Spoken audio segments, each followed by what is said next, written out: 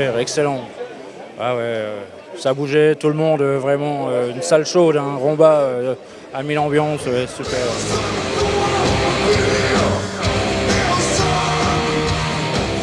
C'était comme ça samedi dernier à l'espace culturel de Rumba, un public survolté et surtout un groupe à la hauteur de sa réputation. Sidi Larsen a retourné le 57. Le 57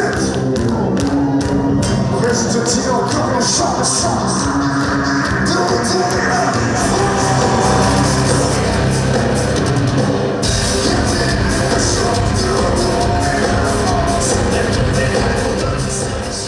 Si le groupe lorrain Restricted Area avait en première partie fait monter avec brio la température, les Toulousains de Sidi Larsen ont carrément fait bouillonner le public. Un public intergénérationnel conquis par ce bulldozer d'énergie où le rock croise le métal et l'électro, une musique clivante aux clichés et préjugés qui persistent encore, sauf si on se donne la peine de la comprendre, de l'écouter et de la vivre sur scène.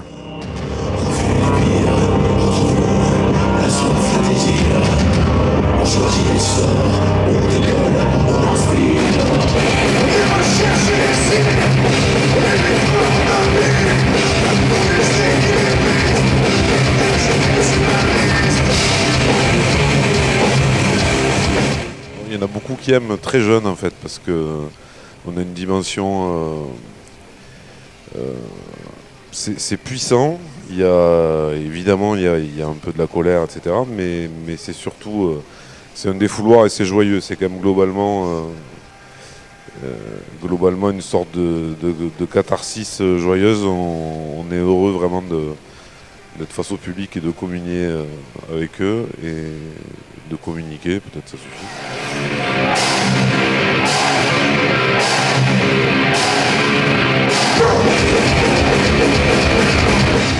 C'est-à-dire que pour nous, quand même les textes et les mélodies sont importantes, donc c'est pas de la saturation pour de la saturation ou du violent pour du violent. Ça reste quand même ouvert au grand public, je pense. Quand on vient voir un groupe de métal comme ça, est-ce qu'on vient plus pour le son ou les paroles ou c'est l'ensemble ? Moi, je dirais que c'est plus pour l'ensemble. Moi, j'aime bien l'énergie. Ça me libère parce qu'en fin de compte, moi, je suis aide-soignante. En fin de compte, j'affronte beaucoup au niveau de la mort. Et ça me libère. Ça me libère, en fin de compte. J'aime bien.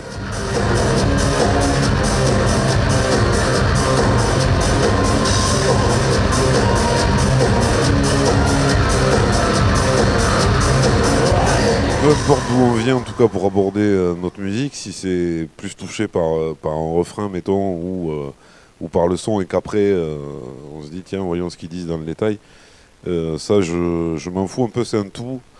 Je pense que certaines notes parlent d'elles-mêmes. Voilà, la musique quand même a cet avantage, c'est que ça nous fait vibrer et qu'on ressent des choses même sans forcément comprendre la langue. Heureusement, c'est pour ça que je crois qu'on peut aller aussi à l'étranger en chantant en français.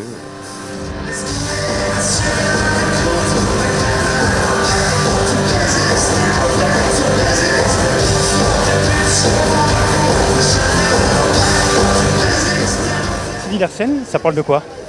Il suffit d'écouter le dernier texte avec les écrans qui sont passés, et puis voilà, hein, c'est populiste, c'est le peuple, quoi. C'est ce qui nous ressemble tous, hein, contre les élites.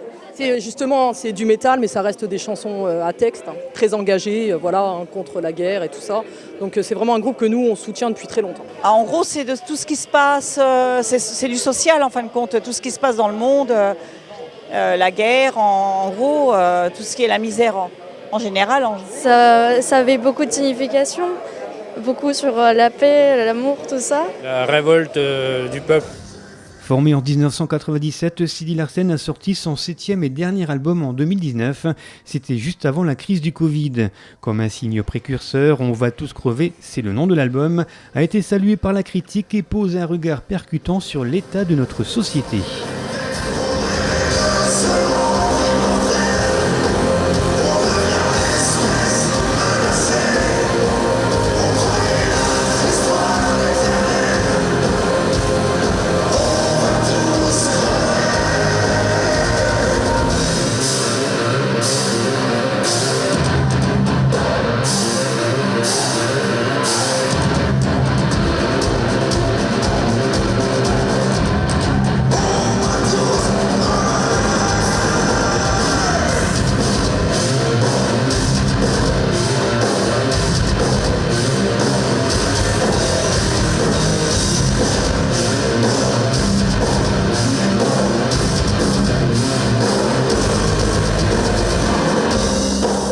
On va tous crever, il parle de social, d'écologie, de lucidité, mais de lucidité positive. On va tous crever, ouais, ça dénonce le système néolibéral tout simplement, sans vouloir faire de la politique. L'ultra-néolibéralisme, il fait ça. Il n'est pas écolo et il casse il crée des classes et il casse les plus fragiles.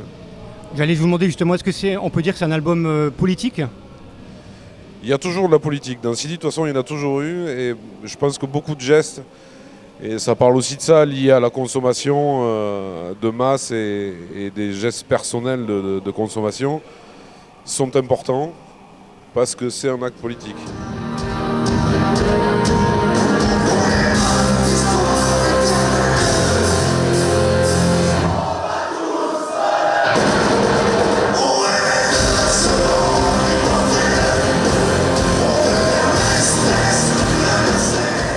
Un concert de Sidi Larsen, c'est 5 musiciens qui se transforment dès leur montée sur scène. C'est assez inexplicable. Effectivement, c'est mieux que la drogue. Mais c'est surtout un set ficelé et esthétique où jeux de lumière et écran géant viennent au service d'un show percutant, provocateur mais jamais moralisateur. Un concert sans complaisance qui, sans donner de leçons, prône un monde plus juste, plus écolo et plus humaniste.